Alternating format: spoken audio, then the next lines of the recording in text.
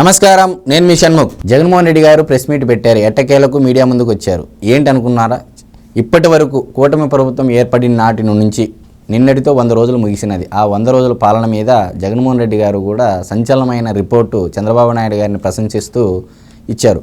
మరి ఏంటి ఈ ప్రశంసల వెనక ఏం మతలబు ఉంది? అదేవిధంగా చాలా అంశాల మీద కూడా జగన్మోహన్ రెడ్డి గారు ప్రెస్ మీట్ పెట్టారు. అతి ముఖ్యంగా తిరుపతి లడ్డు విషయానికి సంబంధించి, అదేవిధంగా బుడమేరు వరద, బోట్ల గురించి, మెడికల్ కాలేజ్ గురించి, తర్వాత కాదంబరి జత్వాని అనే నటి గురించి చాలా విషయాల మీద ప్రెస్ మీట్ పెట్టడం జరిగింది. అలాగే సూపర్ 6 మీద కూడా మాట్లాడడం జరిగింది. మరి జగన్మోహన్ రెడ్డి గారి మాట్లాడిన మాటల్లో ఎంత మేర వాస్తవం ఉంది, అవాస్తవం ఉందని తెలుసుకునేందుకు ఈరోజు మనమందరం స్టూడియోలో సీనియర్ జర్నలిస్టు డివి శ్రీనివాస్ గారు, అదేవిధంగా పొలిటికల్ అనలిస్ట్ మధుసూదన్ రెడ్డి గారు ఉన్నారు. నమస్కారం సార్. సార్, మధుసూదన్ రెడ్డి గారు, మరి డివిఎస్ సార్ చెప్పారు లడ్డు విషయంలో. మరి ఇదే విషయం పైన ఐవీఆర్ కృష్ణారావు మాజీ సిఎస్ ఆయన జగన్మోహన్ రెడ్డి ఇలాంటి పని చేసి ఉండడాన్ని ఆయన సన్నాయ నొక్కులు నొక్కుతున్నాడు. ఒక్క నిమిషం. మరి అదే విధంగా అక్కడ ప్రధాన అర్చకులుగా చేసినటువంటి రమణ దీక్షితులు కుర్రో ముర్రో నేను గత 5 ఏళ్ళ నుంచి నేను మొత్తుకుంటున్నాను, ఇక్కడ చాలా జరుగుతున్నాయి తిరుమల తిరుపతి దేవస్థానంలో అని చెప్పేసి నన్ను ఇప్పుడు కోర్టుల చుట్టూ తిప్పుతున్నారు కేసులు పెట్టి అని చెప్పేసి ఆయన ఒక వాదన చేస్తున్నాడు. మరి ఈయనేమో వైవి సుబ్బారెడ్డి గారేమో అలిపిరి శ్రీవారి పాదాల సాక్షిగా నేను ప్రమాణం చేస్తాను ఆయన.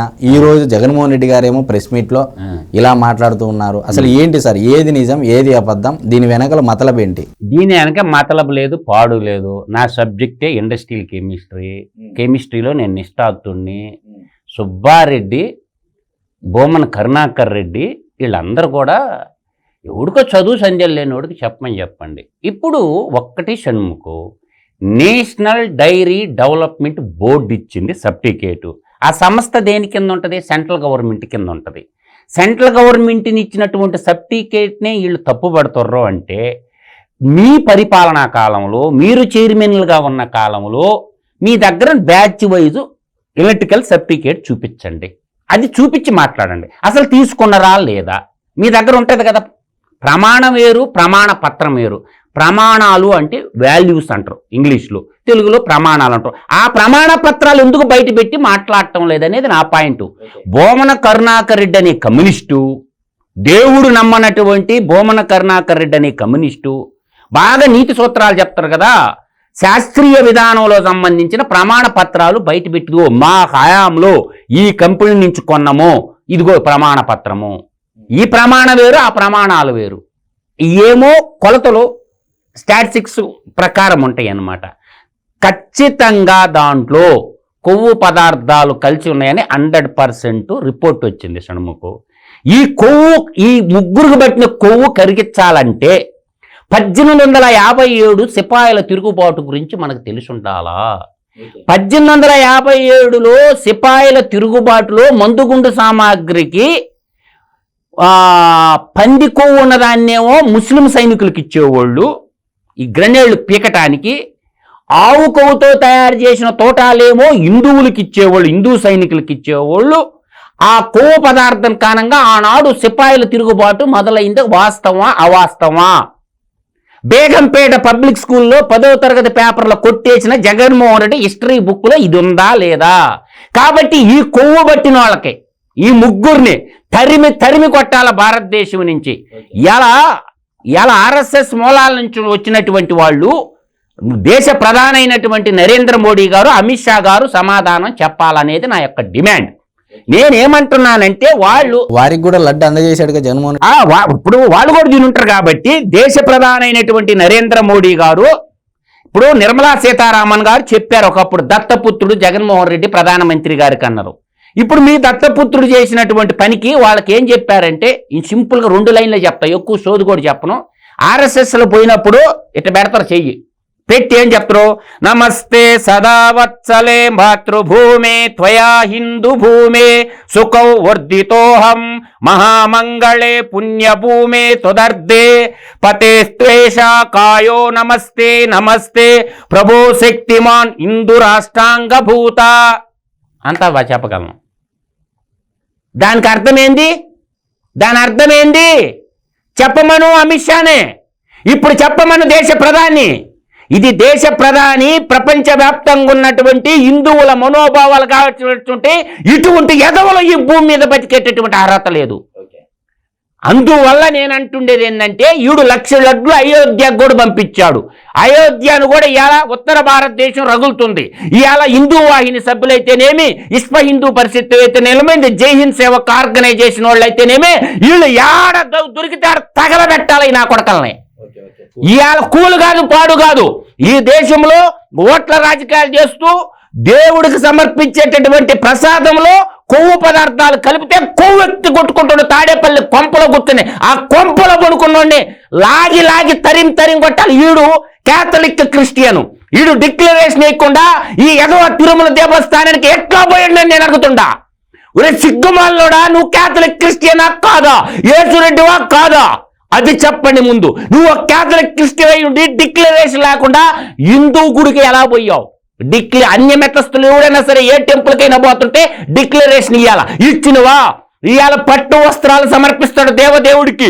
ఈడు అడుగడుగున వెంకటేశ్వర స్వామిని ఈడు ఇంటికి తెప్పించుకున్నాడు. ఆ ఇంటికి ఎలా తెప్పించుకుంటాడు? వెంకటేశ్వర స్వామికి ఎప్పుడైనా పట్టు వస్త్రాలు సతీ సమేతంగా ఇచ్చారా? ఒకసారి రామాయణ ఇతిహాసం చదువుకో. నేనంటున్నా పిక్కునేదేనంటే పిక్కోరా. ఇవాళ రామాయణ ఇతిహాసంలో సీతమ్మ తల్లి లేఖనం లేనప్పుడు సీతమ్మ విగ్రహాన్ని పక్కన పెట్టుకొని యజ్ఞం చేసిండు శ్రీరామచంద్రుడు.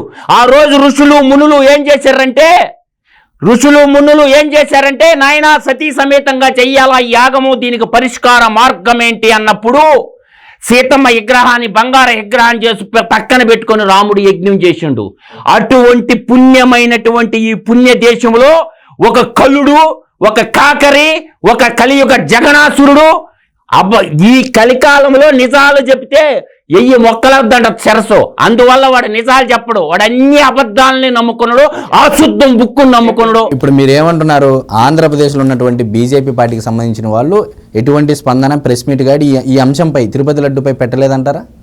ఈ తిరుపతి లడ్డు మీద, తిరుపతి దేవదేవుడికి చేసిన అన్యాయం మీద ప్రతి ఒక్క పార్టీలు పక్కన పెట్టండి. ఇది సమస్య వచ్చింది దేవుడికి వర్సెస్ భక్తులకి మధ్య తిరుమల దేవస్థానానికి. ఒక క్యాథలిక్ క్రిస్టియన్ అనేటటువంటి ఒక దుర్మార్గుడు ఈ దేశంలో దీన్ని పసిగట్టారు. ఎందుకు పసిగట్టారంటే ఈ దేశాన్ని విభజించినప్పుడు 6 లక్షల మంది శవాలు వచ్చినాయి ఈ దేశానికి. ఇప్పుడు భారతదేశ వైశాల్యం ఎంత షణ్ముఖు? భారతదేశ వైశాల్యం ఎంత? 71,25,350 చదరపు కిలోమీటర్ల భారతదేశ వైశాల్యం. ప్రజెంట్ మీరు స్వతంత్రం అనుకుంటున్నటువంటి భారతదేశ వైశాల్యం వచ్చి 31,77,650 చదరపు కిలోమీటర్లు. దాదాపుగా ఎంత కోల్పోయినాం మనం? దాదాపు 39,47,700 చదరపు కిలోమీటర్ల భూమిని కోల్పోయినాం. ఎందుకు కోల్పోవాల్సి వచ్చింది? దేనికి కోల్పోవాల్సి వచ్చింది? ఒకప్పుడు పాకిస్తాన్లో హిందువులు లేరా? బంగ్లాదేశ్లో హిందువులు లేరా? ఆ తర్వాత ఆఫ్ఘనిస్తాన్లో హిందువులు లేరా? పాకిస్తాన్ పుట్టి ఎన్ని సంవత్సరాలైంది? షణ్ముఖు ఆలోచించుకోండి మీరు. 6 లక్షల మందిని శవాలై తిరిగి ట్రైన్ల మీద పంపించారు మత ప్రాతిపదికన ఇడబెట్టినప్పుడు దేశం. ఆ తర్వాత 200 సంవత్సరాలు ఆఫ్ఘాన్ చరిత్ర, దాన్ని ఏమంటారు? మనకి గాంధారి దేశం అంటారు, పాకిస్తాన్ని సింధు దేశం అంటారు, అట్లా మీకు బంగ్లాదేశ్ని అంగదేశం అంటారు. ఆ విధంగా చూసుకున్నా కూడా భారతదేశము ఈ ఒక మత మార్పిడుల వల్ల, ఈ మతోన్మాదుల వల్ల సర్వనాశనం అయిపోయింది భారతదేశమే.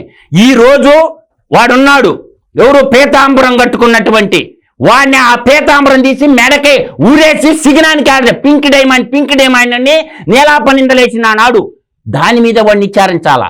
వాడు వీళ్ళు చెప్పేటటువంటి మాటలకే, రోతరాతలకే ఒక నేషనల్ డైరీ డెవలప్మెంట్ బోర్డు ఇచ్చినటువంటి సర్టిఫికేట్ని వీళ్ళు నాశనం చేసి వీళ్ళు ఇటువంటి దుర్మార్గమైన చర్య కొడిగడితే ఇంకా ముందుకొచ్చి మాట్లాడతారా? ప్రమాణాలు ఏమిటి? ప్రమాణ పత్రాలే 3 ల్యాబుల ప్రమాణ పత్రాలు వచ్చినాయి. ఏమని? దీంట్లో కొవ్వు పదార్థాలు ఉండయని వచ్చినాయి. కాబట్టి దానికి కట్టుబడి ఉండాల. దొంగ ప్రమాణాలు ఎన్నేం చేస్తారు వాళ్ళు. ఓకే సరే, డివిఎస్ గారు, జగన్మోహన్ రెడ్డి గారు ప్రెస్ మీట్లో ఈరోజు చాలా విషయాల మీద అటు చంద్రబాబు నాయుడు గారు అధికారం చేపట్టి 100 రోజుల పాలన మీద కూడా మాట్లాడుతూ, అసలు చంద్రబాబు నాయుడు గారు ప్రమాణ స్వీకారం చేసిన రోజు నాటి నుంచి ఏ పని చేయలేదు, ప్రజల ముందు దోషిగా నిలబడ్డాడు, ఏమీ చేయలేదు. పదే సార్ గతంలో జగన్మోహన్ రెడ్డి గారు ఒక ప్రెస్ మీట్లో పిఠాపురంలో ఏదైతే మాట అన్నారో అదే మాట ఈరోజు కూడా మాట్లాడారు. నీకు 15,000, నీకు 15,000, నీకు 15,000, 50 సంవత్సరాలు దాటిన వాళ్ళకి నీకు 18,000, నీకు 18,000, నీకు 18,000. ఏంటి సార్ ఇది? ఏమరపాట, తత్తరపాట, భంగపాట, లేకపోతే భయపడి ముందుగానే ఇచ్చేస్తే చంద్రబాబు నాయుడు గారు నా పరిస్థితి ఏందని ఒక భయమా ఏంటి సార్? ఏం చెప్తారు మీరు? ఒక మాజీ ముఖ్యమంత్రి ఇంత కామెడీ పీస్ అవుతాడని మనం ఊహించలేం. ఎందుకంటే ఆ హోదా అలాంటిది. ఇది ప్రెస్ మీటో, రికార్డెడ్ ప్రెస్ మీటో, ఏదో ఈరోజు ఇవాళ మీడియాకి ఇచ్చిన దీంట్లో ఆయన చేసినటువంటి హావభావాలు, వ్యాఖ్యలు చాలా హాస్యాస్పదం అన్నమాట. ఏది 100 రోజుల మోసం అన్నాడు. ఏది 100 రోజుల మోసం? కూటమి ప్రభుత్వం ఇవాళ పేదలకి నెలకి 1,000 రూపాయలు పెన్షన్ పెంచడం 100 రోజు మోసమా? ఏది మోసం? మెగా డిఎస్సి నువ్వు 6,000 పోస్టులతో ఇస్తే వాళ్ళు 16,000 పోస్టులతో ఇవ్వటం మోసమా? ఏది మోసం? నువ్వు అన్నా క్యాంటీన్లు మూసేస్తే వాళ్ళు అన్నా క్యాంటీన్లు తెరిస్తే అది మోసమా? 100 రోజుల పాలన, 100 రోజుల మోసం అంటాడు. నెక్స్ట్ డైవర్షన్ పాలిటిక్స్ అంటాడు. నేను మార్గదర్శి కేసు గురించి నేను ఎంక్వైరీ చేపిస్తే కాదంబరిని తెచ్చారంటాడు. ఆయన మానసిక పరిస్థితి డౌట్. అందరూ ఎందుకు సందేహాలు? చంచల తత్వంతో ఉందంటారు సార్. చపల చిత్తమా, చంచల తత్వమా? లేదు, అసలు అదేదో మైథోమానియా అన్నారు, ఇంకేదో డిజార్డర్ అన్నారు. అసలు అర్థం కాని పరిస్థితి అన్నమాట. మార్గదర్శి కేసులు ఏంటి? నువ్వు పెట్టించావు, ప్రజలంతా వాళ్ళకి బాసటగా నిలబడ్డారు. ఇవాళ మార్గదర్శి, ఇవాళ రామోజీరావు గారు నిన్ను పతనం చేయాలనుకున్నారు, చేశారు. నీ పతనం చూసి కానీ ఆయన పైకి పోలేదు. ఏది మార్గదర్శి కేసుకి నువ్వు కాదంబరి కేసుకి ముడిపెట్టడం ఏంటి? ఆ కాదంబరి ఆ పేరు పలకటం కూడా రాదు. ఇప్పుడు అంతలో అబాస్పాలయ్యటం మనం ఏది తెలియనట్టు ఆమె ఎవరు నటి అన్నట్టు కూడా అన్నారు సార్. అంటే అప్పుడు జత్వానే కాదంబరి జత్వాని అంటే అప్పుడు కూడా కాదంబరి అనే మాట కూడా పలకలేకపోతున్నారు సార్. జత్వాని అనే మాట ల్యాబ్ పలకటం కూడా రాలేదు సార్. NDDF lab. రే ఇప్పుడు ఇవాళ ఇతను మాజీ ముఖ్యమంత్రిగా ఆంధ్రప్రదేశ్కి పనిచేశాడంటే ఈరోజు దేశం మొత్తం గగ్గోలు పెడతాం. అన్ని రాష్ట్రాల్లో జగన్మోహన్ రెడ్డి దిష్టి బొమ్మలు తగలేస్తున్నారు, రోడ్లు ఎక్కేశారు. నీకేంటి ఇవాళ తిరుమల తిరుపతి దేవస్థానం ఆ లడ్డు ఆ నాణ్యత, ఇవాళ ఈ యానిమల్ ఫ్యాట్ అందులో ఉపయోగించటం, నెయ్యి నాసిరకంగా ఉపయోగించటం, పంది కొవ్వు అంటున్నారు. అసలు ఏ జంతువుతో తెలియనటువంటి ఫ్యాట్ అందులో వాడారని శ్యామలరావు ఇవాళ ప్రెస్ మీట్లో చెప్పారు. ఏది ఆ పంపినటువంటి ఆ ల్యాబ్ గుజరాత్, ఇందాక మధు గారు చెప్పారు ఏంటి ఆ lab national dairy development board sir, central government company, కేంద్ర ప్రభుత్వం sir, ISO registered, government registered. అవును, వాళ్ళు 95 నుంచి 105 మార్కులు ఉండాల్సింది నీకు ఎంత ఉంది? 19, 20 మార్కులతో వచ్చిందంటే ఇప్పుడు అది లడ్డు దిట్టం. అదేంటి 52 అంశాలు. దానిలో శనగపిండి, తర్వాత జీడిపప్పు, ఎండు ద్రాక్ష, యాలుకలు, నెయ్యి. ఇప్పుడు ఆ నెయ్యి నీకు 420 రూపాయలకి ఎలా ఎవరిచ్చారు? 320 రూపాయలకి ఇచ్చారు సార్. 410, 320 ఇలా కొన్న దీంట్లో ఇవాళ ఆవు నెయ్యి ఏంటి కిలో 1000 రూపాయల పైనే ఉండాలా? గేదె నెయ్యి 1000 రూపాయలు ఉన్నప్పుడు ఆవు నెయ్యి ఇంకెంత ఎక్కువ ఉండాలి? అలాంటిది నువ్వు ఒకటి కర్ణాటక ఫెడరేషన్ ఇచ్చే నందిని నెయ్యిని ఎందుకు తప్పించావు? అసలు నెయ్యి కాంట్రాక్ట్ తప్పించడం వెనక ఉద్దేశం ఏంటి? కక్కుర్తే కదా. కమిషన్ల కోసం నువ్వు నెయ్యి కాంట్రాక్ట్ మార్చావు. 15 ఏళ్లుగా సరఫరా చేస్తున్నటువంటి నందిని నెయ్యిని కాదని ఒక 5 సంస్థలకు నెయ్యి ఇచ్చావు. వాళ్ళు ఆ నెయ్యి ఎక్కడెక్కడి నుంచో తెచ్చారని, వాళ్ళు అందులో ఏదో కలిపారని, అదంతా మీరు లడ్డు ప్రసాదంలో అన్న ప్రసాదాల్లో వాడారని అది ఇంపోర్ట్ చేసుకున్నారు సార్. అది ఇంపోర్ట్ చేసి ఉత్తరప్రదేశ్కి చెందినటువంటి ఆల్ఫా కంపెనీకి ఇచ్చారు సార్ ఈ కాంట్రాక్టు. ఆ కంపెనీ మాంసపు ఉత్పత్తులను అక్కడి రాష్ట్రం నుంచి విదేశాలకు ఎగుమతి చేస్తుందంట సార్. ఇప్పుడు ఈ సంచలనమైన రిపోర్ట్ బయటకు వచ్చిన తర్వాత అసలు ఈ లడ్డు విషయంలో సార్ ఈ వెంకటేశ్వర స్వామి భక్తులైనట్టు అంటే భక్తులుగా చెప్పుకునేటువంటి ఈ వైవి సుబ్బారెడ్డి అయితేనేమి, ఈవో ధర్మారెడ్డి అయితేనేమి, మరి భూమన కరుణాకర్ రెడ్డి, వీళ్ళు నిజంగా వెంకటేశ్వర స్వామి భక్తుల, లేకపోతే ఒక ముసుగులో ఉన్నటువంటి అక్కడ కూడా వెంకటేశ్వర స్వామికి కూడా ముసుగేసేసి మాఫీ చేసేటువంటి పరిస్థితి సార్? స్వామివారు కన్నెర్ర చేస్తాడు వాళ్ళని భక్తులు అంటే. ఆల్రెడీ ధర్మారెడ్డి గారికి జరిగింది కదా సార్. ఇప్పటికే చాలా కన్నెర్ర చేశాడు. ఏది మొత్తం పొంగుతున్నాయి, నదులన్నీ పొంగుతున్నాయి, ముంచేస్తున్నాయి. ఇవాళ మొత్తం పంచభూతాలు ఎలా ఇది చేస్తున్నాయో చూస్తున్నాం. వీళ్ళు చేసిన ఈ పాపాల వల్లే ఈరోజు ఈ పరిస్థితి అనమాట. బుడమేరు పొంగిందంటే ఎక్కడున్నాడు ధర్మారెడ్డి? ధర్మారెడ్డి ప్రెస్ మీట్ ఎందుకు పెట్టలేదు ఇంతవరకు? 3 రోజులుగా ఈ లడ్డు ఈ నాణ్యత మీద దేశం మొత్తం ప్రపంచం మొత్తం గగ్గోలు పెడుతుంటే ఇవాళ శ్యామలరావు ఈఓ ప్రెస్ మీట్ పెట్టాడు. స్పష్టంగా ప్రభుత్వం ఎప్పుడు ఏర్పడింది, 12వ తారీఖు ముఖ్యమంత్రిగా బాధ్యతలు తీసుకున్నారు. మరుసటి రోజే ఆయన తిరుపతి వెళ్ళారు. తిరుపతి నుంచే ప్రక్షాళన మొదలు పెడుతున్నానన్నాడు. వెంటనే వాళ్ళ భక్తులు అక్కడ చెప్పారు, అక్కడ జరుగుతున్నటువంటి ఆ కల్తీ ఇదంతా కూడా. దాన్ని ఆ రిపోర్ట్ పంపించారు, శాంపిల్స్ తీసుకుని పంపించారు, అవి వచ్చాయి రిపోర్టులు. మరి ఇప్పుడు 95 నుంచి 105 మార్కులు ఉండాల్సింది, నువ్వు కేవలం 19-20 మార్కులు ఉన్నాయంటే దానికి సమాధానం చెప్పాల్సింది అప్పటి ఈఓ, ఇన్ఛార్జ్ ఈఓ, ఓఎస్డీగా పట్టుకొచ్చారు అతన్ని. అతను ఎక్కడ పనిచేసేవాడు? డిఫెన్స్లో ఎస్టేట్ ఆఫీసర్గా ఉన్నటువంటి ధర్మారెడ్డిని ఈ పని కోసమే తెచ్చారా? 5 ఏళ్ళు మీరు దోచేశారు. ఒక్క దీనిలోనే కాదు కదా, ఏది ఇంజనీరింగ్ విభాగం 150 కోట్లు ఉండే బడ్జెట్ని 1860 కోట్లు చేశారు. 3000 కోట్లు వీళ్ళు అందులోనే కొల్లగొట్టారని, 1000 కోట్లు సుబ్బారెడ్డి హయాంలో, భూమన హయాంలో 2000 కోట్లు పక్కదారి పట్టిందని. ఇవాళ భూమన కాదు ప్రెస్ మీట్ పెట్టాల్సింది, సుబ్బారెడ్డి కాదు ప్రెస్ మీట్ పెట్టాల్సింది, జగన్మోహన్ రెడ్డి కాదు, చెప్పాల్సింది ధర్మారెడ్డి అన్నమాట. ఇప్పుడు ప్రమాణమా ఇది అన్నావు ఇందాక, ఏది అలిపిరి దగ్గర ప్రమాణం చేయడానికి సుబ్బారెడ్డి గారు ప్రమాణం చేస్తాడా సుబ్బారెడ్డి నీ కాంట్రాక్ట్ మార్చలేదని? సుబ్బారెడ్డి సవాల్ చేస్తున్నాం, సుబ్బారెడ్డి తన యొక్క కుటుంబ సభ్యులతో తీసుకొచ్చి నేను ఈ 5 ఏళ్లలో నీ కాంట్రాక్ట్ మార్చలేదు అని ప్రమాణం చేయగలడా? ఎందుకు మార్చావు? రిపోర్ట్ వచ్చింది కదా సార్ ఎన్డీటీవీ నుంచి. నువ్వు నీ కాంట్రాక్ట్ ఎందుకు మార్చావు? అక్కడే నీ తప్పిదం కనపడింది, నువ్వు చెప్పిన మహా అపచారం కనపడింది, మహా పాపం వీళ్ళు చేశారు. కలియుగ వైకుంఠం అన్నమాట. ఏది స్వామివారు ఇవాళ భక్తుల కొంగు బంగారం, ఆయన ప్రసాదాన్నే వీళ్ళు విషతుల్యం చేశారంటే ఎంతమంది ఆ ప్రసాదం కూడా దేవుడిగా ఆరాధిస్తారు. నువ్వు తిరుపతి వెళ్తావు షణ్ముఖ్, లడ్డూ తెస్తావు, తెచ్చిన వెంటనే పంచవు చుట్టుపక్కల వాళ్ళందరికీ. తెచ్చిన లడ్డూని నీ ఇంట్లో దేవుడి దగ్గర పెడతారు, పూజ చేస్తారు, ఆ తర్వాత పంపిణీ ప్రారంభిస్తారు. అంత పరమ పవిత్రంగా భావించే లడ్డూ ప్రసాదాన్ని ఈ విధంగా వీళ్ళు భ్రష్టు పట్టిస్తారా? Yes sir. అదేవిధంగా ఈ బుడమేరుకు సంబంధించి కూడా అంటే డైవర్షన్ పాలిటిక్స్లో భాగంగా చంద్రబాబు నాయుడు గారు పరిపాలన ఉన్నటువంటి తప్పులను కప్పిపుచ్చుకునేందుకే ఏదో ఒకటి డైవర్షన్ పాలిటిక్స్లో భాగంగా ఏదో ఒక అంశాన్ని తెరపైకి డైవర్షన్ పాలిటిక్స్ ఆడాల్సిన అవసరం చంద్రబాబుకి ఏంటి? 100 రోజుల్లో విఫలమయ్యాడనా?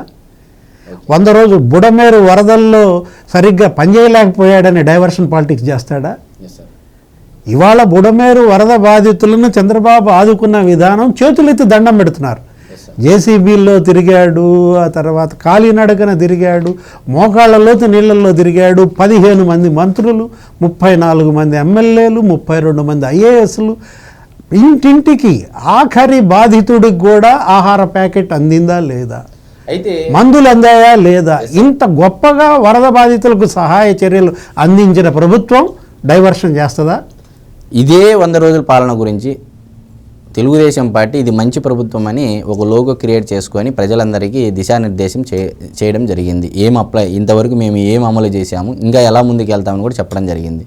మరి ఇదే అంశం పైన, ఇదే 100 రోజుల పాలన పైన ఇది ముంచే ప్రభుత్వం, మంచి ప్రభుత్వము అని తెలుగుదేశం పార్టీ పెడితే ఇది ముంచే ప్రభుత్వము, ఇది శాడిస్ట్ ప్రభుత్వం అని చెప్పేసి YSRCP party social media promote చేస్తుంది. మీరేమంటారు సార్? మరి ముంచే ప్రభుత్వం దించేశారు కదా. ఇప్పుడు ముంచే ప్రభుత్వాన్ని దించి ఎన్ని రోజులైంది? 100 రోజులే అయింది.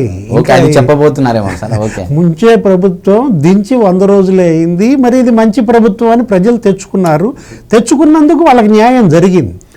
ఏది ప్రజలకి న్యాయం, ఎవరు ముంచుతున్నారు, ఎవరు మంచోడు, ఎవరు ముంచేవాడు అనే సంగతి ప్రజలందరికీ తెలియబట్టే పంగనామాలు 11 సీట్లు ఇచ్చారు సార్.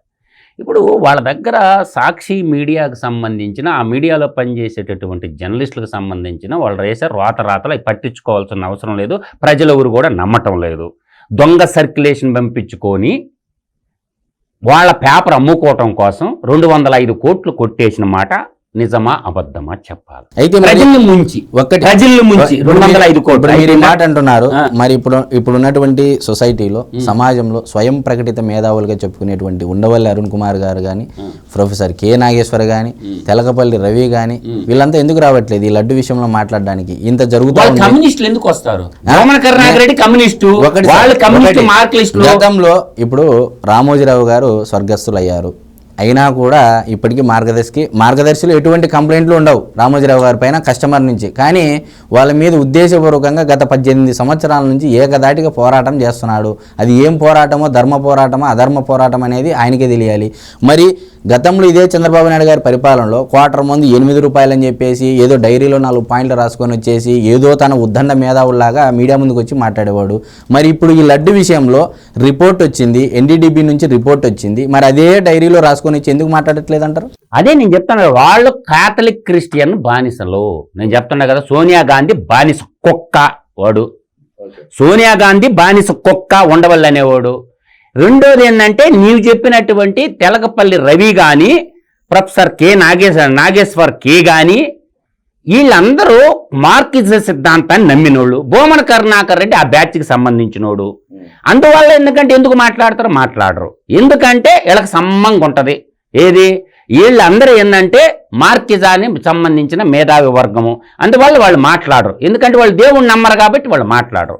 నేను అంటుండేది ఏంటంటే షణ్ముఖు, 100 రోజు పాలనలో రాష్ట్రానికి రాజధాని లేకుండా చేసినటువంటి వాడు జగనాసురుడికి రాజధాని వచ్చిందా లేదా? అమరావతి రాజధాని డిక్లేర్ అయిందా లేదా?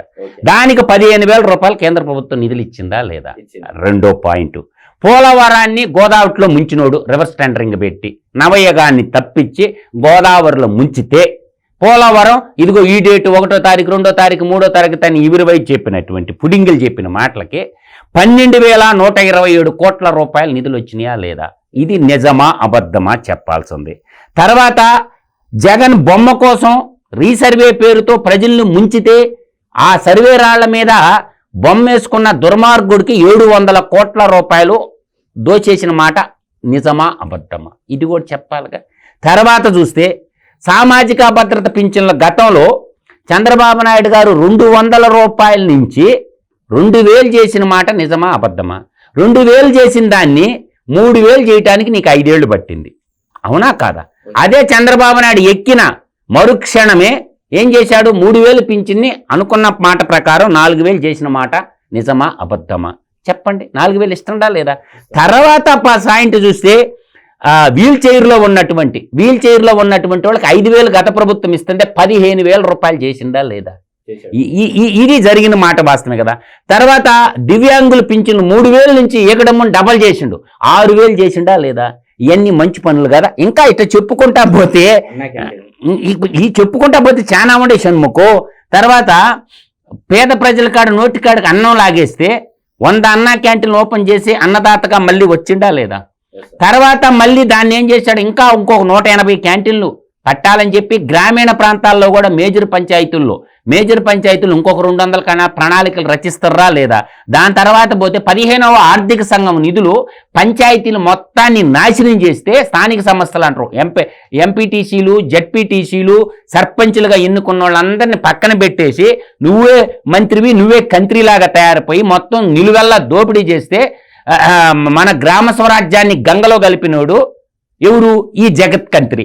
ఈ దానికి 1400 చేంజ్ అంటే దాదాపుగా 15వ ఆర్థిక సంఘం నిధులు 1452 కోట్లు రిలీజ్ చేశారా లేదా? మొత్తం సర్పంచులు ఎవరు? ఇలా బెదిరించి చేసుకున్నాడు నువ్వే కదా. ఈ విధంగా చెప్పుకుంటూ పోతే కొప్పర్తి ఇండస్ట్రియల్ క్యారిడార్ ఎక్కడ ఉంది? నీ సొంత జిల్లాలోనే ఉంది. కొప్పర్తి ఇండస్ట్రియల్ పరిశ్రమల క్యారిడార్కి దాదాపుగా షణ్ముఖు దీనికో కొప్పర్తికి వచ్చేసరికి 2,137 కోట్ల రూపాయలు సాధించర్రా లేదా? దాంట్లో 2,596 పారిశ్రామిక క్యారిడార్ కింద, ఇంకొకటి ఓరవకల్లుకి వచ్చేసరికి దాదాపుగా 12,000 కోట్ల రూపాయలు సాధించర్రా లేదా? దానికి ఓరవకల్లు ఇప్పుడు ప్రత్యక్షంగా పరోక్షంగా అక్కడ 54,000 ఉద్యోగాలు ఎక్కడ? కొప్పర్తి ఇండస్ట్రియల్ పారిశ్రామిక క్యారిడార్లో నువ్వు ఒక్క ఉద్యోగం ఇచ్చినవా కడప జిల్లాలో? ఇవాళ కడప జిల్లా బిడ్డలకి 54,000 ఉద్యోగాలు రాబోతున్నాయి. అదేవిధంగా కర్నూలు జిల్లాకు వచ్చేసరికి 45,000 మందికి ఉద్యోగాలు రాబోతున్నాయి. ఇవన్నీ ఏంటి? ఈ పారిశ్రామిక ఇండస్ట్రియలైజేషన్లో నువ్వేం చేసినవు?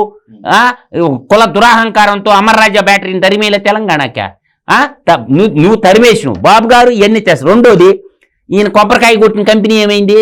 వంగలేక కొబ్బరికాయ కొట్టిన కంపెనీ ఏమైంది అని నేను అడుగుతుండా. అందువల్ల ఏంటంటే వంగలేక కొబ్బరికాయ కొట్టిన అంతకుముందు బిల్ అని ఉన్నది. ఈ మహామేతగా టైంలో ఇలా అబ్బాయంలో బిల్లు ఏమైంది? బిల్లుని ఎవరు కిల్లు చేశారు? నిల్లు 14,000 ఎకరాలు కడప బిడ్డల భూములు, బ్రహ్మణి ఇండస్ట్రీస్ లిమిటెడ్, ఈయన జగన్మోహన్ రెడ్డి పెద్దన్న గాలి జనార్దన్ రెడ్డి. ఏమైపోయిందిరా భయ్ బిల్లు? ఆ బిల్లుని కిల్లు చేసి నిల్లు ఉద్యోగాలు నిల్లు చేసింది ఎవరు? నువ్వు కాదు. అందువల్ల అదే బిల్లు అక్కడే రాయలసీమలో గత ప్రభుత్వంలో చంద్రబాబు నాయుడు గవర్నమెంట్ దాంట్లో స్టీల్ ప్లాంట్ పెట్టాలనుకుంటే నువ్వేం చేసినవు? దాన్ని ట్రాన్స్ఫర్ నీ ఫ్రెండ్కి. అందువల్ల నేను అనేది జగన్మోహన్ రెడ్డి చెప్పి ఇయ్యాలా బీపీసీఎల్ ఎంత పెద్ద కంపెనీ, 75,000 కోట్ల రూపాయలతో బీపీసీఎల్ ఎన్ని ఉద్యోగాలు వస్తాయి? ఒక రిఫైనరీస్ అది ఇచ్చారా లేదా? ఇంకా చెప్పుకుంటూ పోతే డిఎస్సి నిరుద్యోగ యువతకి 16,347 ఉద్యోగాలు సింగిల్ డిఎస్సి. నీ బొత్తుకు ఒక్క డిఎస్సి వేసినా గవర్నమెంట్ స్కూల్లో ఇప్పుడు పనిచేసే టీచర్లు అందరికీ అడిగిపో, ఆ ఉద్యోగాలు ఎన్ని ఊరు ఇచ్చారు? చంద్రబాబు నాయుడు ఇచ్చాడు 11 డిఎస్సీలు వేసి 2,30,30,000 ఉద్యోగాలు. ఎస్ సార్, మీరు చెప్పింది అయితే దాదాపు మిగతా ముఖ్యమంత్రులందరూ ఒక ఎత్తు అయితే చంద్రబాబు నాయుడు గారి పరిపాలన కాలంలోనే, అంటే ముఖ్యమంత్రి ఉన్న కాలంలోనే దాదాపు 2,30,30,000 పైచీలకు డిఎస్సి ఉద్యోగాలు కల్పించారు సార్. అందువల్ల ఏంటంటే ఒకటి గుర్తుపెట్టుకొని సన్ముఖు, పనిమంతుడికి పనికి మాలినోడికి తేడా. జగన్మోహన్ రెడ్డి అనేవాడు ఏంటంటే అబద్ధాలు పునాదుల మీద నిర్మించుకున్న సామ్రాజ్యాన్ని. నేను అంటుండే పాయింట్ అంటే ప్రజలు కూడా అర్థం చేసుకోవాలా. కలికాలంలో నిజాలు చెప్తే చచ్చిపోతారని ఒక సాధువు చెప్పిండంట. అది ఎవడు? శాతబడుల స్వామి. శారదాపీఠం అని ఉంది కదా విశాఖపట్నంలో, ఆ శాతబడుల స్వామి ఇది చెప్పిండంట. ఏమని?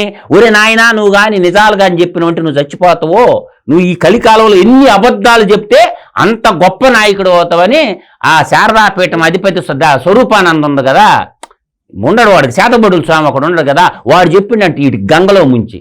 ఇప్పుడు వాడు వచ్చి బయటికి చెప్పాలి. వాడేమన్నాడు? శాతబడుల స్వామి స్వరూపానంద, నేను గంగలో ముంచి జగన్మోహన్ రెడ్డి హిందువుగా మార్చినని చెప్పిన వాడు ఒక బోస డీకే కదా. ఇప్పుడు బ్రహ్మంగారు ఏం చెప్పిండు? ఒరే కలికాలంలో కళ్ళ గురువులు వచ్చారు, కాషాయం గట్టి కళ్ళ గురువులు వచ్చేవారు, నమ్మబాకండే జాగ్రత్తగా ఉన్నాడు. ఇప్పుడు వాడు కళ్ళ గురువా స్వచ్ఛమైన గురువా?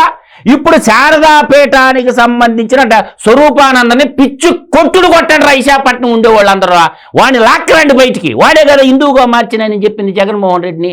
కాబట్టి వాడిని లాక్కొచ్చి కొడితే తప్ప వాడు హిందువా క్యాథలిక్ క్రిస్టియనా అనేది బయటికి రాదు. ఈ రోజుకు నోట్లో నుంచే వాడు చెప్పడు నేను క్యాథలిక్ క్రిస్టియన్ అని గుండు మీద చేసుకొని చెప్పమని వాడిని. అందువల్ల ఏంటంటే ఒకటి ఆలోచించుకోండి సన్ముఖు, పనిమంతుడికి పనికి మాలినోడికి తేడా ఇదే.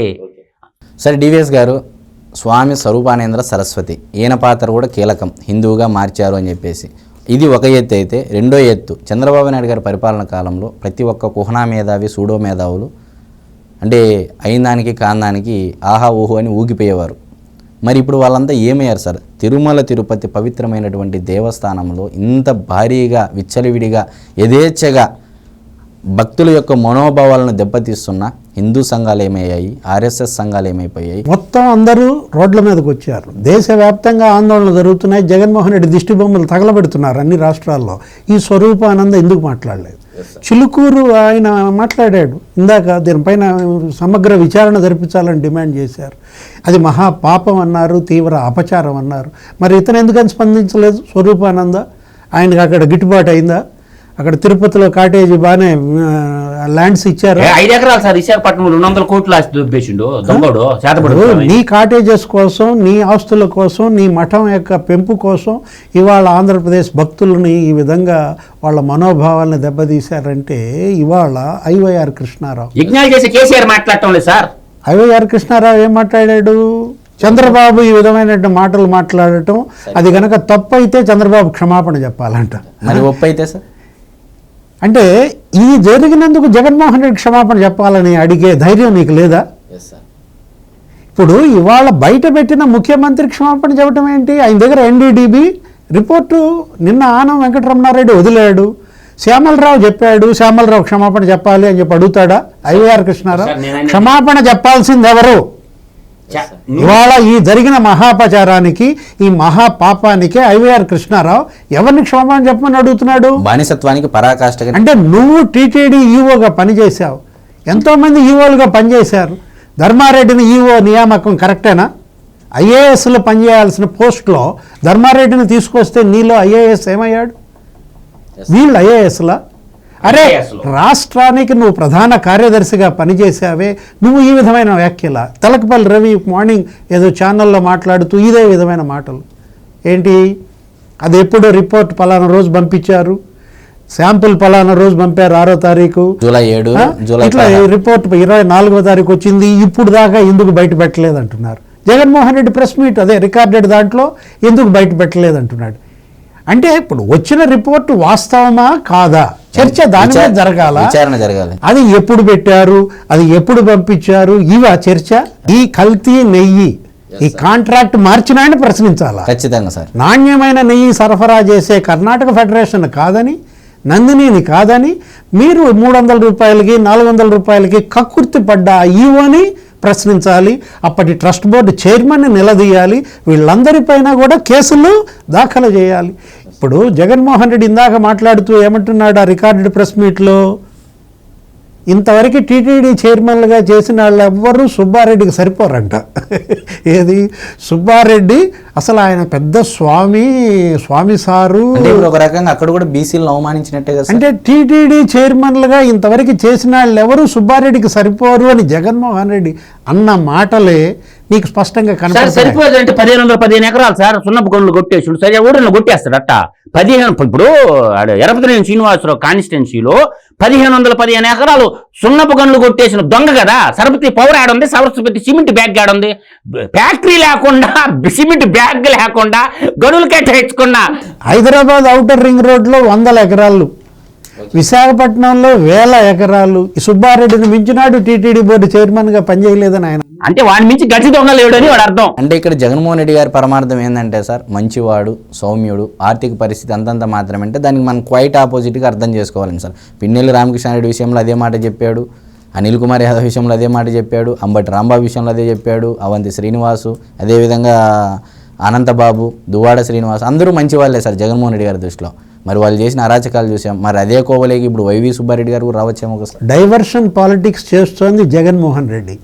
వరద ఇవాళ బాధితులంతా కూడా ఈ ప్రభుత్వానికి చెయ్యెత్తి మొక్కుతున్నారని దాని నుంచి డైవర్ట్ చేయడం కోసం ఈ ప్రెస్ మీట్ పెట్టి ఈ విధంగా మాట్లాడాడు. ఇవాళ కాదంబరి కేసులో తన ప్రభుత్వం, తన యొక్క ఐపీఎస్లు వాళ్ళందరూ కూడా రేపొద్దున జైళ్ళకి వెళ్ళాల్సి వస్తుంది, తను కూడా వెళ్ళాల్సి వస్తుందని డైవర్షన్ చేయడం కోసం ఈరోజు ఈ ప్రెస్ మీట్ ఈ విధంగా మాట్లాడుతున్నాడు.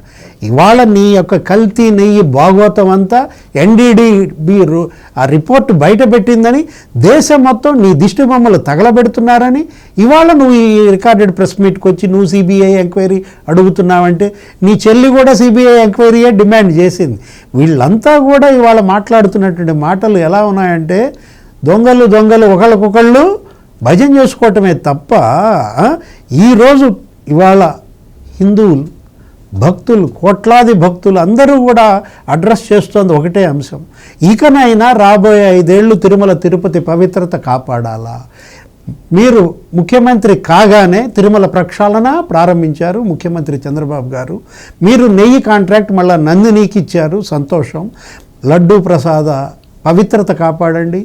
ఆ వెంగమాంబ అన్నదానం భక్తులందరికీ కూడా చక్కటి నాణ్యమైనటువంటి భోజనం ఇవ్వండి.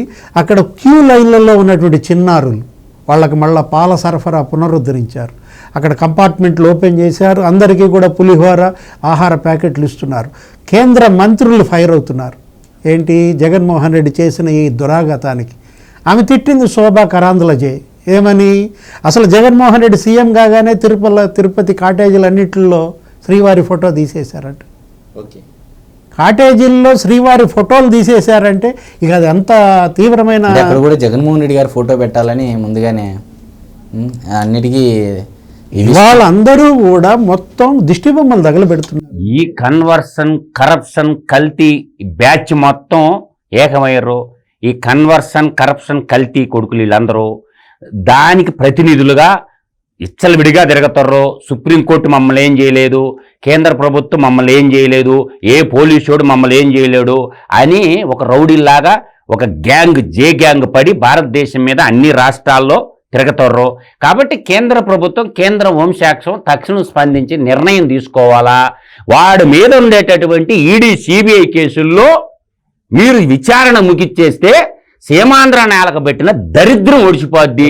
5 ఏళ్లలో ఒక తిరుమల తిరుపతిలోనే 20,000 కోట్ల కుంభకోణం జరిగింది. 5 ఏళ్లలోనే వీళ్ళిద్దరిని బోర్డు చైర్మన్లుగా డమ్మీలుగా పెట్టుకుని ముఖ్యమంత్రి జగన్మోహన్ రెడ్డి ధర్మారెడ్డి అండతో 20,000 కోట్ల స్కామ్ ఒక తిరుమల తిరుపతి పుణ్యక్షేత్రంలో జరిగిందని అది ఉన్నాయి ఏంటి శ్రీవాణి ట్రస్ట్, అది ఒక పెద్ద స్కామ్.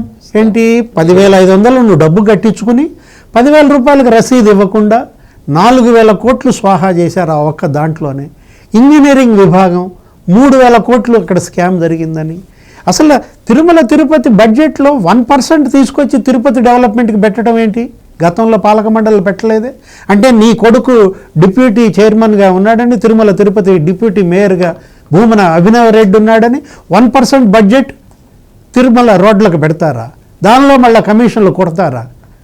అరే టీటీడీ ఉద్యోగులకు ఇచ్చినటువంటి స్థలం పక్కన 5 ఎకరాలు ఎక్కడి నుంచి వచ్చాయి? భూమన కరుణాకర్ రెడ్డి, భూమన అభినవ్ రెడ్డి. అసలు ఆ టీటీడీ ఏంటి, ఇంకో టీటీడీ పెట్టారేంటి? తుమ్మలకుంట తిరుపతి దేవస్థానానికి నిధులు మార్చుకున్నారు. ఈ దేశాల విరాళ చెక్కులు తెచ్చుకొని వెంకటేశ్వర స్వామి భక్తులు డబ్బులు కొట్టేసిన దొంగనాకుడు కూడా ప్రెస్ మీట్ పెట్టి మాట్లాడే చెవిరెడ్డి భాస్కర్ రెడ్డి తుమ్మలకుంటలో ఒక టీటీడీ పెట్టాడని, అసలు స్వామివారి టీటీడీ చెక్కులన్నీ కూడా ఆ టీటీడీకి మళ్ళీ ఇచ్చారని, అదొక 400-500 కోట్ల స్కామ్ అని. నీకు తెలిసిన టీటీడీ ఏంటి? తిరుమల తిరుపతి దేవస్థానం. కానీ చెవిరెడ్డికి తెలిసిన టీటీడీ ఏంటి? తుమ్మలకుంట తిరుపతి దేవస్థానం. బా ఏమి స్కామ్ చేశారు సార్.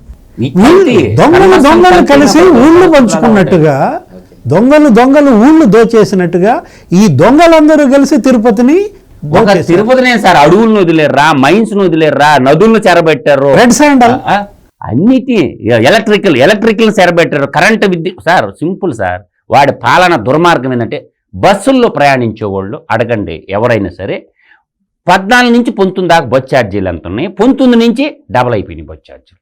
కరెంటు ఛార్జీలు త్రిబుల్ అయినాయి. కరెంటు ఛార్జీలు 14 నుంచి 19 కాలంలో ఎక్కడ రూపాయి పెంచాల, ఈడెక్కినాక 3 రెట్లు అయినాయి. ఈ రెండే కదా పవర్ సెక్టారు బస్సులో ప్రయాణించే వాళ్ళని. ఎవరినైనా చెప్పమనండి అప్పుడు బస్ ఛార్జీలు ఎంత ఉన్నాయి 14-19 కాలంలో. మా విలేజ్ నుంచి నెల్లూరు పోవాలంటే 50 రూపాయలు తీసుకున్నారు, టోల్ గ్యాస్ ఒక 5 రూపాయలు 55. ఈరోజు 100 రూపాయలు. ఎవరు పెంచారు? డబల్ అయిపోయింది కదా షణ్ముఖు. అంటే ట్రావెలింగ్ ఎక్స్పెండిచర్. రెండోది ఎలక్ట్రిక్ విద్యుత్ ఛార్జీలు. గతంలో ఎంత ఉండేది, ఈడెక్కిన తర్వాత 3 రెట్లు పెరిగింది. అంటే రూపాయి 3 రూపాయలు అయిపోయింది. అంతే ఈడిదే మొత్తం కూడా. సామ్రాజ్యం, ఆర్థిక సామ్రాజ్యం ఎంత పెరిగింది? సాక్షి టీవీ ఆస్తులు ఎంత పెరిగినాయి? సాక్షి పేపర్ ఆస్తులు ఎంత పెరిగినాయి? భారతీయ సిమెంట్ ఎంత పెరిగింది? ఆ తర్వాత ఆస్తులేవో లక్షల కోట్లు దాటిపోయినాయి. ప్రజల మీదే ముక్కు పిండి వసూలు చేసిండు. కాబట్టి ఈ దరిద్రం మా కొద్దురా స్వామి, నువ్వు ఎట్టున్న ఈ పారిపోరా స్వామి, ఉండబాకరా, మా సీమాంధ్ర నేలకు పెట్టిన దరిద్రం అయ్యా, నువ్వు ఉండబాకరా అయ్యా అని చెప్తాను. ఓకే సార్, మీ సమయాన్ని వెచ్చించినందుకు ధన్యవాదాలు. మరొక అంశంతో మళ్ళీ కలుద్దాం. నమస్కారం.